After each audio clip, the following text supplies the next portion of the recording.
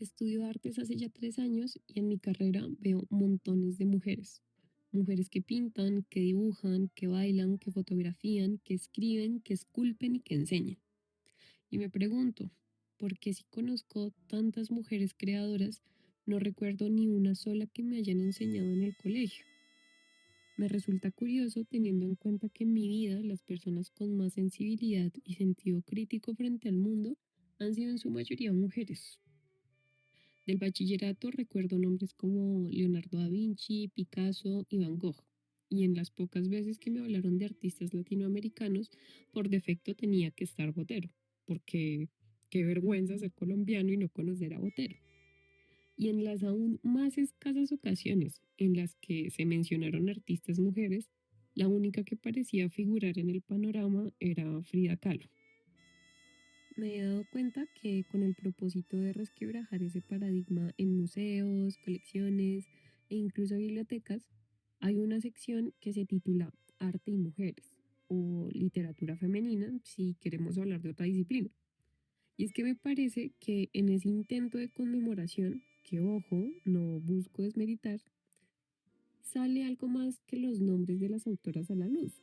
También aparece un fenómeno que poco nos cuestionamos. ¿Por qué estudiar aisladamente las obras de mujeres y hombres si el arte no tiene género?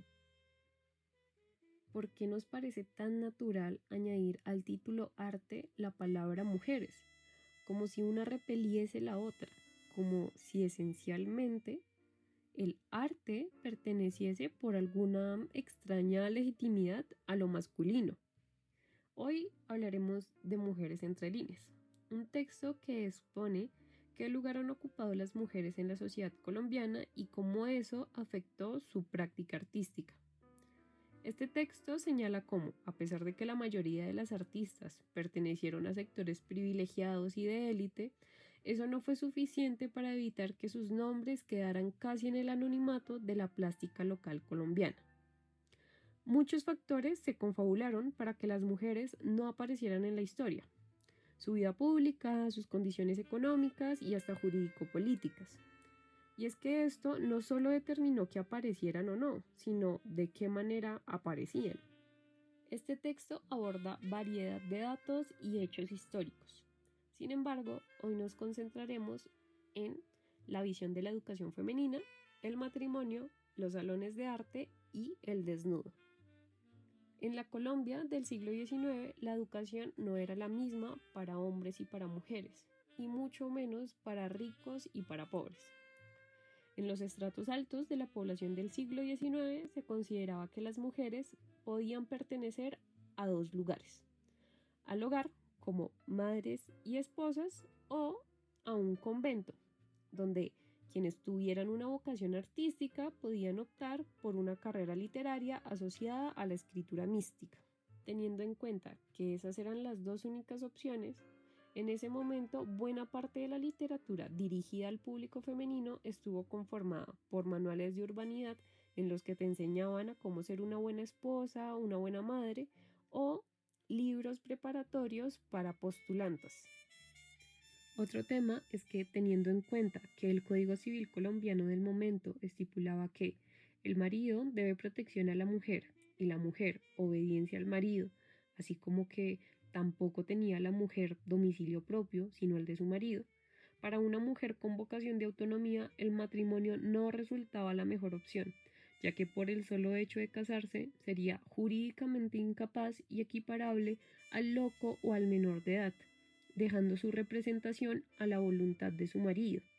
Así, la práctica artística se quedaba como una afición del pasado cuando las mujeres contraían matrimonio, ya que su tiempo, preocupaciones y energía se enfocaban en las múltiples responsabilidades que implicaba estar casada, como el cuidado del hogar, de los hijos y de su esposo. La historiadora María Sue Pérez dice que para artistas como Teresa Cuervo, Inés Acevedo, Margarita Holguín y Caro y Carolina Cárdenas fue una fortuna mantenerse solteras, ya que ello les permitió dedicarse a su obra. Aunque cabe mencionar que, a pesar de romper con algunos cánones tradicionales, Varias de las artistas de la época no tenían la intención de cambiar radicalmente el rol de la mujer. Otro de los agravantes con respecto al paradigma de la educación femenina fueron los cambios en la educación que realizaron los conservadores y liberales moderados entre 1880 y 1900, periodo en el que se encargaron de desmontar los avances en materia de formación laica que habían conseguido los liberales radicales. Entre sus reformas se instauró el concordato, una alianza entre la Iglesia y el Estado en la que se entregó la educación de los jóvenes a las comunidades religiosas. En ese momento, los colegios recibían a las hijas de los estratos altos con el objetivo de inculcarles buenas maneras y conocimientos de cultura general. Todo esto con el propósito de que utilizaran de manera adecuada su tiempo libre para no caer en las tentaciones a las que las conduciría el cultivo del ocio. Por este motivo, la información sobre la educación artística para las mujeres de la época puede rastrearse exclusivamente en las élites. Sin embargo, esto no era único en la educación, sino que también traspasaba la esfera de lo público, definiendo qué espacios podían frecuentar. Durante el mismo periodo, las mujeres de la clase alta comenzaron a asistir a los nuevos lugares de entretenimiento construidos en la capital, como el Teatro Colón, el Teatro Municipal, el Bolívar Skating Rink o el Polo Club. Pero todos estos espacios, que en apariencia eran públicos, realmente eran semiprivados y excluían a quienes no contaban con las condiciones sociales y económicas necesarias para acceder a ellos. Sin embargo, en la época existía un espacio de exhibición donde el espectador no necesitaba tener dinero o posición social: los salones de arte. En el siglo XIX, a diferencia de otros eventos culturales, los salones artísticos eran lugares de encuentro en los que convivían indistintamente hombres y mujeres sin importar su estrato social. Además, los salones de arte eran altamente asistidos, por lo que representaban una gran oportunidad para las artistas en busca de reconocimiento público. Uno de los más recordados, tanto por sus polémicas como por ser la antesala de la Guerra de los Mil Días, es el Salón Artístico de la Exposición Nacional de Bellas Artes de 1899. En él participaron 41 varones y 66 mujeres. No obstante, los trabajos de las artistas no se encontraban en la misma exposición, sino que se agruparon en un espacio que decidieron llamar Señoras y Señoritas. Según William Vázquez, esta diferenciación se creó para cuidar la virtud de las participantes, quienes nunca fueron consideradas como verdaderas artistas, y se decía que ejecutaban estos trabajos como ejercicios académicos para mostrar sus virtudes y talentos. Un dato que vale la pena resaltar es que, pese a los señalamientos y menosprecio que recibieron las artistas por parte de los críticos y la prensa, es que en este salón, de 35 galardones, 26 correspondieron a las mujeres.